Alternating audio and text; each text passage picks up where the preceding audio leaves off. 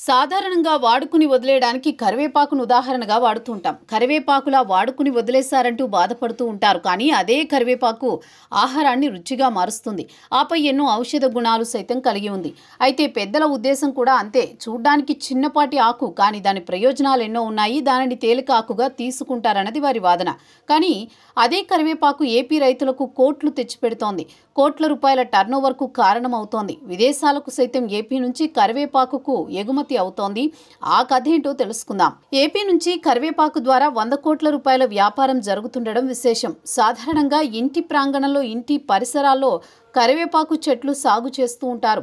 1-2 చెట్లు వేసి ఇంటి అవసరాల కోసం వాడుకుంటారు. కానీ గుంటూరు జిల్లా పెదవడ్లపూడిలో ఎకరాలకు ఎకరాలు సాగు చేస్తున్నారు. అక్కడి రైతులు వాణిజ్య పంటలలా సాగు ప్రారంభించి క్రమేపీ భూములు లీజుకు తీసుకుని సాగు చేయడం మొదలుపెట్టారు.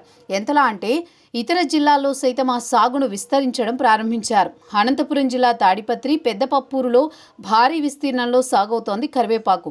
ప్రకాశం జిల్లా దర్శి, వైఎస్ఆర్ కడప జిల్లా జమ్మలమడుగు తదితర ప్రాంతాలతో పాటు పల్నాడు, బాపట్ల జిల్లాల్లో పెద్ద ఎత్తున రైతులు సాగు చేస్తున్నారు. ఏపీకి సంబంధించి ఉద్యానవన శాఖ లెక్కల ప్రకారం 3 ఎకరాల్లో కరివేపాకు సాగవుతోందట. కానీ క్షేత్రస్థాయిలో అంతకంటే ఎక్కువ విస్తీర్ణంలోనే సాగు చేస్తున్నట్లు రైతులు చెబుతున్నారు.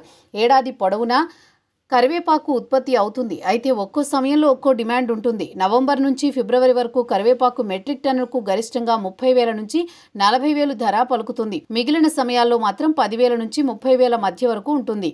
పంట సాగుకు ఎకరానికి ఏడాదికి 1,00,000 ఖర్చు అవుతుంది. దాదాపు 20 మెట్రిక్ టన్నుల వరకు దిగుబడి వస్తుంది. రాష్ట్రంలో సాగు చేసే కరివేపాకుకు గతంలో ముంబై నుంచి ఫ్రాన్స్, జర్మనీ, దుబాయ్లకు ఎగుమతి అయ్యేది. అయితే ఇటీవల రసాయనాలు వినియోగిస్తుండటంతో దుబాయ్కు మాత్రమే ఎగుమతి అవుతోంది. పంట సాగు కోసం ఒక్కసారి విత్తనం నాటితే 30 ఏళ్ల వరకు దిగుబడి వస్తూనే ఉంటుంది. మొత్తానికైతే అందరూ తీసిపారేసే కరివేపాకు ఏపీ రైతులకు మాత్రం కాసుల వర్షం కురిపిస్తోంది.